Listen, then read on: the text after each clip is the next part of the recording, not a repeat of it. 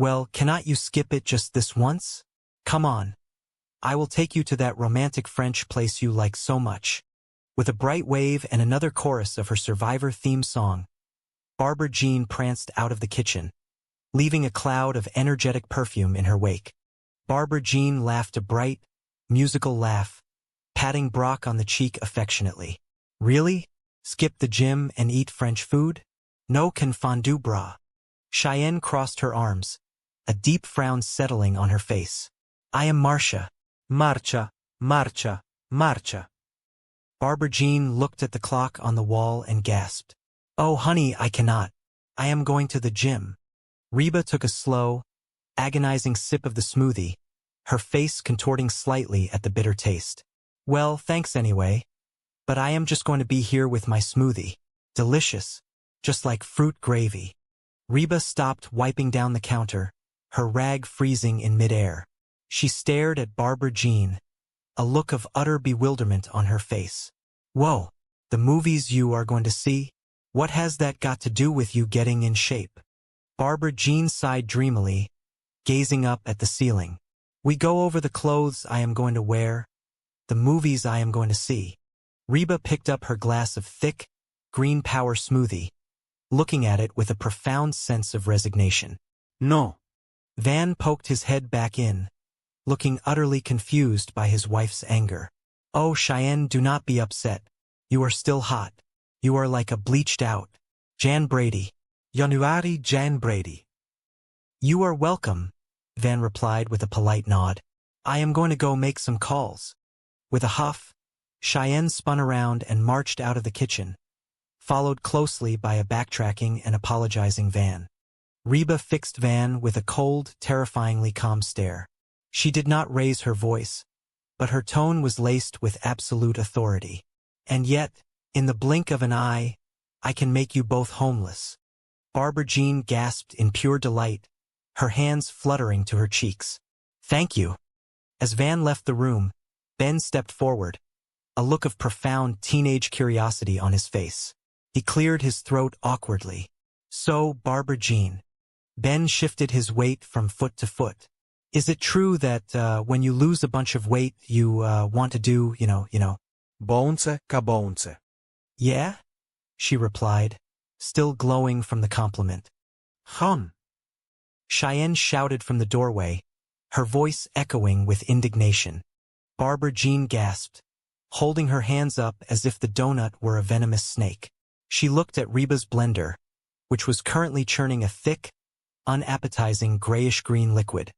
Oh, Reba, you are not still trying to lose weight by drinking those power smoothies, are you? Jordan, my trainer, says that those are loaded with hidden carbs. Barbara Jean leaned forward, eager for the validation. Van, you really think that I am new pretty? Oh, yeah, Van said, his voice full of genuine admiration. You are like a bleached-out Halle Berry. Reba sighed, pouring a second glass of the terrifying smoothie. Well, of course you are. You have always been pretty. But she is new pretty. Reba turned the blender off and poured the sludge into a tall glass. She looked at Barbara Jean, trying to mask her complicated feelings. Barbara Jean, I am all for adopting a healthy new lifestyle. But seriously, I mean, there has to be some sort of... Van, lacking any internal filter, nodded vigorously. Oh, Van. That is such a funny story you can tell to your next wife. Will you stop staring at her? Reba demanded, waving her hand in front of the boys' faces. Barbara Jean beamed, her smile stretching from ear to ear. She placed a hand on her chest. I am pretty. Van nodded slowly, his eyes still fixed on the new arrival. Well, she is pretty. What? Ben asked, snapping out of his trance. We have been staring at her for, the past 2 hours. She stopped speaking, noticing that Van and Ben were staring unblinkingly at Barbara Jean. Their jaws were slightly slack, their eyes wide. Reba, still recovering from the shock of Barbara Jean's entrance, shook her head firmly. She reached for the blender on the counter. No. I am making everyone a power smoothie. And this afternoon, I am taking a power walk. Oh, shut up and have a donut. Reba snapped jokingly, sliding a plate of pastries across the counter. Barbara Jean, oblivious to the side conversation, struck a pose by the island. Hey, everybody. I am here and I am. Van let out a short, cynical laugh from the corner. Power walk? Oh, forget your power cane. My roots are planted in the past. Though my life is changing fast. Who I am is who I want to be. A single mom who works too hard. Who loves her kids and never stops.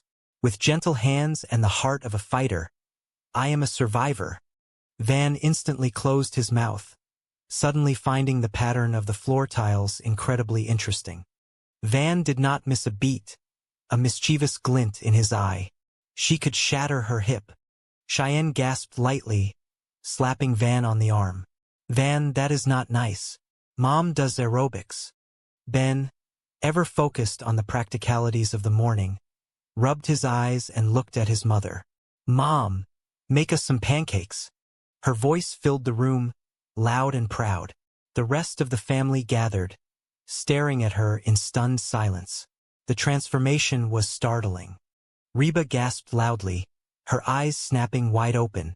She blinked rapidly, the hazy, surreal lighting of the dream fading away, replaced by the crisp, clear reality of her actual kitchen. She pressed a hand to her chest, feeling her heart racing. Barbara Jean practically danced into the room, tossing her blonde hair over her shoulder. She was so filled with joy and vitality that she could not contain it, bursting into song as she strutted across the kitchen floor. Reba felt a sudden surge of protective panic. She stepped toward the vision of Mrs. H, waving her hands frantically. All right, that is it, Mrs. H. Drop it, Mrs. H. Drop it, drop it, drop it, drop it. Mrs. H. I cannot stand to see you do this to yourself. It is like you are trying to eat yourself to death. Why? What happened to you? What is different? Reba froze. She slowly turned her head. Standing in the doorway, radiating a blinding amount of energy and confidence, was Barbara Jean, and she was undeniably and remarkably thin. The room fell silent for a moment. Then, the atmosphere seemed to warp and shift. The warm morning light turned strange and hazy. Reba felt herself walking forward, her vision blurring as a figure stepped into the room. It was Mrs. H, but something was terribly wrong. Reba closed her eyes tightly, whispering to herself, and the nightmare continues. Reba marched into the kitchen, a large, flat cardboard box balanced proudly on one hand. She had a triumphant smile on her face, completely oblivious to the tense conversation she had just interrupted. Luigi does not have to roll it out of the bed every morning, she added, setting the box down on the counter with a soft thud. Yoo-hoo! I am here, and I am thin. Oh, thank God it was just a nightmare, she breathed, leaning against the counter for support. But just as the relief began to settle in her chest, the kitchen door swung violently open. The figure standing before Reba was incredibly slender, almost unnervingly so. Reba stared in shock, her mind struggling to process the image. Yeah? Reba muttered in the dream, her voice laced with sarcasm. Thin is a stick, and dumb is one. She continued to stare at the bizarre sight. Yikes! What is eating Cooper grape? Look at that. They look like the number 10. Almost instantly, a hand shot out from beside the refrigerator. Dibs! Ben yelled, his earlier anxiety completely forgotten at the prospect of free food. Reba looked at the greasy cardboard box, then looked around at her family. A sudden, unexpected wave of realization washed over her. She sighed, resting her hands on the counter. You know what, Mom? I am thinking maybe we should all try and get a little healthier around here. Suddenly, the hazy figure spun around. Yoo-hoo! I am here, and I am thin. What are you talking about? Mrs. H's voice echoed strangely in the room. I am very healthy. Reba waved off the concern, her practical nature taking over. Oh, I know, but I had to take it. It was free. Somebody will eat it. The young woman looked at the pizza box, then back at Reba, a gentle expression of concern on her face. You know, Mom, we really do not need another pizza. I mean, it is really just the three of us. Ben looked around, desperate for a logical argument. Because girls can say that kind of stuff without having to come across like all they care about are looks. He paused, his expression softening as he looked at her, hoping a compliment might sway her. By the way, you have been looking hot lately. No, you tell her, the young woman countered, stepping closer and raising a hand, ready to settle the dispute in the most ancient and honorable way known to siblings and friends. Rock, paper, scissors. Ben, you know you are going to lose. Before anyone could say another word, the front door rattled, and an enthusiastic voice boomed through the hallway. Hey, hey, hey, guess who Luigi gave the free pizza to? She smirked, a look of pure, victorious satisfaction on her face. Because you always pick scissors. At that moment, Ben walked into the kitchen, his energetic presence immediately shifting the dynamic of the room. He sensed the tension and the desperate negotiations, and with his usual effortless charm, he stepped right into the middle of it. Look, sweetie, why do I not tell her? Van offered, wrapping a protective arm around the young woman. She let out a massive sigh of relief. Thank you. Ben groaned, the reality of his task sinking in. Yeah, fine, he muttered, before his courage immediately evaporated. He panicked again. No, I do not want to. You tell her. Come on, you tell her. Please, please, please. He practically begged, clasping his hands together in a desperate plea.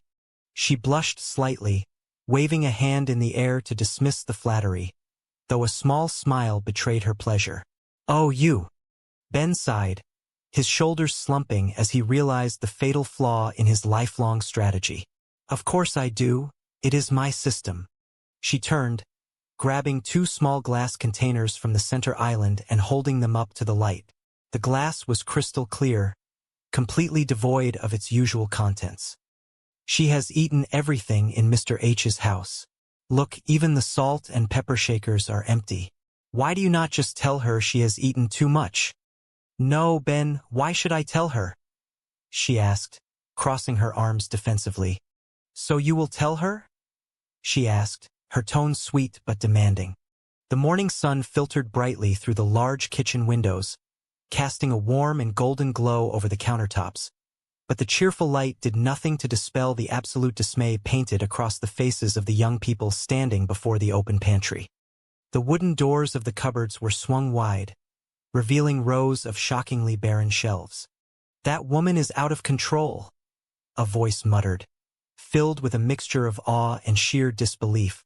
The young woman stood with her hands resting firmly on her hips, shaking her head as she surveyed the devastation of their food supplies.